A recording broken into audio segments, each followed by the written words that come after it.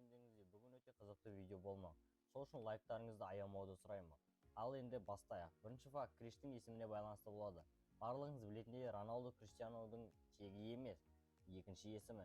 Бірақ ақш-тың 40-шы президенті Рональд Рейгандың құрметіне қойылған.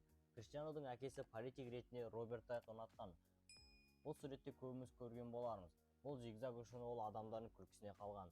Бірақ Криштиану реабилитациясын төлеп, операциясын төлеп, өмірін құтқарған 10 жастағы баланың басындағы тыртығы дәл осындай болатын. Жалпы Криштиану жасылдашудан чемпион. Оның қайырымдылық қоры бірнеше ондаған миллионға дейін жетеді. Бұл туралы алдағы уақытта айтатын боламыз. Сіз таңқалуыңыз мүмкін, бірақ Криштиану білімі жоқ. Ол 14 жасында мұғалімнің үстелін лақтырып жібереді. Сондықтан оны мектептен қуып жіберген екен. Ол мектепке басқа қайта оралған жоқ. Және анасы кеңесі бойынша спортқа қатты зейін қойды. Жігіт 15 жасында жетістікке жете бастады, бірақ көп ұзамай оның жүрегінен қиындықтар табылды. Бірақ дамыған медицинаның арқасында лазер арқылы ол қиындықтан құтыла алды. Операциядан 3 күннен соң Криштиану тренировкасын жасап бастады. 2015 жылы Лиссабондық ғалымдар галактиканы Криштиануға арнап қойды. Оның негізгі атауы Космос Реджив 7-бұны қысқартқан кезде R7 болады. Келесі фактқа тоқталмас бұрын менің мақсатым осы айдың аяғына дейін 1000 оқырманға жетуіме үлес қосып каналға тіркелуіңізді сұраймын. Криштің денесінде май 10% ғана. Ең арық модельдердің өзінде бұл пайыз жоғарырақ. Бұндай көрсеткішке барлығы мақтана алмайды. Nike'ның тарихында олар тек 3 адаммен ғана өмірлік контракт ұсынған. Олардың бірі Криштиану. Яғни ол футболдық карьерасын аяқтаған соң да компанияның амбассадоры болып жүреді. Кейбір ақпараттарға сүйенсек, контракттың құны $1 миллиард болған екен. Роналдоның бірегейлігі туралы айтатын болсақ, бір сезонның ішінде бүкіл команданың құрамында ойнаған жалғыз ойыншы Криштиану болып келеді.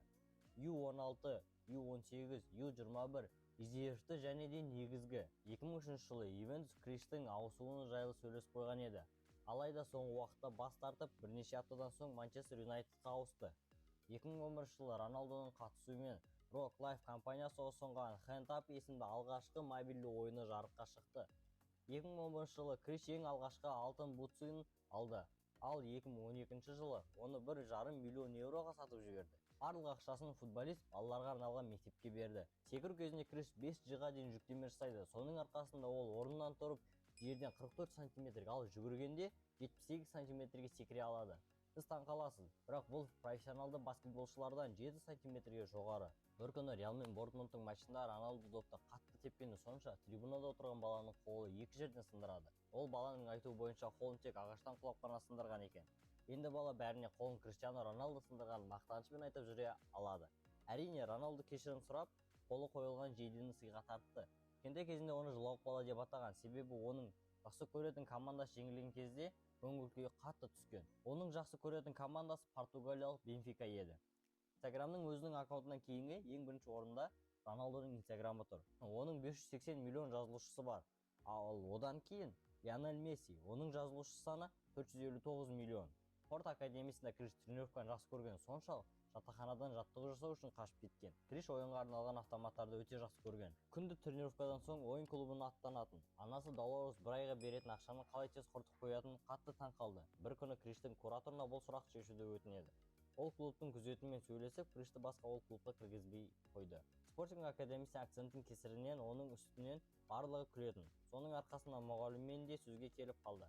Басында Криш бөлмесінде қатты жылайтын. Сосын көп еңбектеніп, ол акценттен құтылды. Лионель Пантес Роналдумен өте жақсы болды. Демалыс уақытында барлық балалар үйіне қайтқанда ол Кришті үйіне алып кетті. Сонымен бірге уақыт өткізетін. Олар әлі күнге дейін жақсы қарым-қатынаста. Әрине, Криштің ең алғашқы жұмысы футболға қатысты еді. Ол матчтарда допты алып беріп тұратын және ол үшін €10 алып, оны Макдональдсқа құртатын. 2004 жылы жас Кришқа FIFA-ның амбассадоры болуы ұсынылады. Ол қуана қабыл алды. Бірақ оның екінші әкесінде болып кеткен Фергюсон бұл іске толықтай қарсылығын білдірді. Ол оның жұлдыз ауруымен ауырғанын қаламады. Криш бұл журналға түсті, бірақ 14 жыл өткен соң. Көбіңіз білетіндей, донор болу қабілетті сақтау үшін Роналду тату салдырмайды. Жасөспірім кезінен бастап ақ жылына 2 рет қан өткізетін. Оған қоса бірнеше жыл алдын Роналду лейкемия ауруымен ауыратын бала үшін сүйек көмегін береді. Роналду спортқа енді келген кезде достарына Феррариді армандайтыны туралы айтқан. Сол үшін күлкіге қалған болатын. Бір күні қоқыс тастауға шыққанда жан-жағына бай балалар жиналып, Феррари деп мазақ еткен. сол кезде бір бала қарап көр, бәлкім қоқыстың арасынан Ферраридің дөңгелегін тауып аларсың деген екен. Сонда Роналду қазір қанша күлгілерің келеді, күле беріңдер, бірақ бір күні менде өз Феррариім болады депті. Жігіттің екі сөйлеген өлгені ол өзінің сөзінде тұрды. Криштің бала кезінде ара деп атаған, себебі ол ара сияқты пысық болған. 2015 жылы Канадалық университет социологиядан курс ұйымдастырған еді. Ол жерде студенттер Роналдуның Португалияға және бүкіл әлемге тигізген ықпалы туралы айтылған. 11 жасынан бастап Криштианудың анасы Мария Долорес оны ешкімге тәуелді болмауын үйретті. Дәл осылай ол Роналдуны үлкен өмірге дайындады. 11 жасында ол өзіне тамақ істеп, киімін үтіктеп, киімін жуған. Спортингқа ол тегін өткен жоқ. Лиссабондық жігіттер оған бұл академияға қосылу үшін 13 жасында 1,5 мың еуро берді. 13 жасында бұндай ақшаны барлығы таба алмасы сөзсіз. 2004 жылы Үнді мұхитының жағалауында өте қатты су тасқыны болды. Криш өзінің инициалымен көп заттарды сатып, су тасқынынан қиындық көргендер үшін $75,000 берді. Таңқаларлық, бірақ Роналдудың ең жақсы көретін хоббиі кулинария. Әрине, оның уақытының жоқтығы және қолының босамауы күнделікті тамақ жасауға кедергі келтіреді. Бірақ қолы босаған кезде ол қуана-қуана дәмді тағамдар пісіреді. Роналду ішімдік ішуге қорқады. Оның әкесі алқаш болған. 52 жасында қайтыс болған. Оның әкесі реабилитация жасап, оны емдеуге түбегейлі қарсы болған екен. Содан кейін Криш алкогольді ұстауға да қорқады.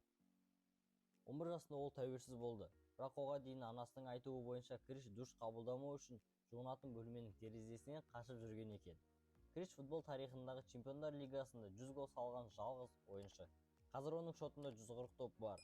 Өзінің карьерасында Роналду 128 командаға қарсы ойнаған. Бұл шотқа клубтарда алдын ала дайындалған командаларда кіреді. Криштиано Роналду Манчестер Юнайтедте ең алғашқы португалиялық ойыншы болатын. Әрине, ол Роналдуның мұндай дебютына қуанады. Басында орын 28 деген санды алған, алайда Фергюсон оның 7 санын алуды қолдады. Ол Бекхэмнан босаған еді. Роналдудың айтуы бойынша ол оған мотивация болды. Әлі күнге дейін ешкім Роналдудың кіші ұлының анасының кім екенін білмейді, тіпті баласының өзі де. Жаңа айтып кеткенімдей, оның инстаграмы өте үлкен. Ол инстаграмнан жылына 50 миллион евро табады. Бір күні Роналдудың жылдамдығын тексеру мақсатында оны испандық профессионалды жүгіруші Анхел Давид Родригеспен бірге қояды. Роналду бірнеше метрге ғана жеңіліп қалады. Ал зигзагпен жүгірген кезде Роналду сөзсіз жеңіске жетті. Криш таза спорт машина. Бір тренировкада ол 23 тонна ауыр көтереді. Я, ол өзінің спорт залына аптасына 3 рет емес, күнде барады. Сейсенбіден басқа. Және бұл клубтағы тренировкаларды қоспағанда машина болмай не ол? 2019 жылы Криш 16,5 миллион евроға Bugatti сатып алды. Ол 2021 жылы шығу керек болған машинаның прототипі еді. Яғни мұндай машина ешкімде болмаса сөзсіз. Роналду үшін басты және жақсы көретін естелігі Чемпиондар лигасын жеңген кезде баласымен бірге алаңға шығу болып саналады. Әр алаңға шыққанда ол бутсыындағы жазуын оқиды. Ол жерде баланың арманы деп жазылып тұр. Осы арқылы ол барлығы қайдан басталғанын есіне түсіреді. 2007 жылы Криштің анасының кеудесінен рак тапты. Ол жазылып шықты. Содан соң Криш бірнеше рет Португалдық рак лигасының қаржылай көмек берген. Ал Евро 2016-да алған бүкіл гонорары, яғни 275 мың евро бір онкологиялық центрға берген. Криштің үйінде Nike'тың бүкіл кроссовкалары бар бөлме бар. Біз алдында айту